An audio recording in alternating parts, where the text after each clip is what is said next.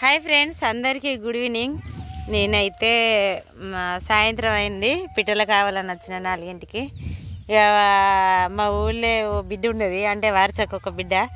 అంటే మమ్మీ మనం ఊళ్ళో వినాయకుని కాడ భోజనం నడుతుంది రా బిడ్డ, పోదామని ఫోన్ చేసింది. మమ్మీ నేను మంచి నిద్రలు ఉన్నా, ఏం రావాలి మమ్మీ అని నేనన్నా. లేదు మమ్మీ దేవుని కాడ అన్నం తినాలని మా బిడ్డ చెప్పింది.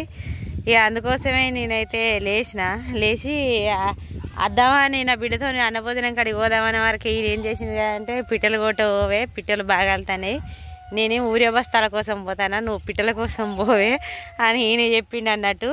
చెప్పంగానే ఏం చేసినా కదా అంటే, ఆయన మాట కూడా తీసేయద్దు కదా, పిట్టలు కూడా ముఖ్యమే కదా అని చేనులకు వచ్చేసిన. మక్క పెరడి కాడ పిట్టలకు అయితే మైక్ పెట్టేసిన.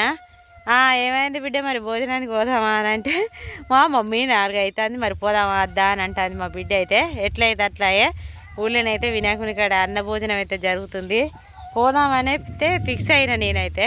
ఇక ఎంత టైం అన్నా కానీ ఇప్పుడైతే పోదామని ఫిక్స్ అయినా. మరి పోయినాక కామెంట్ చేస్తా ఫ్రెండ్స్, మీకైతే నేను పోయినా పోలేదా, ఆ భోజనాలు ఉన్నాయి అయిపోయినాయి అని నేనైతే జస్ట్ వెనక సిరి ఫోన్ చేస్తా, రీల్ చేస్తా, ఫోన్ కాదు.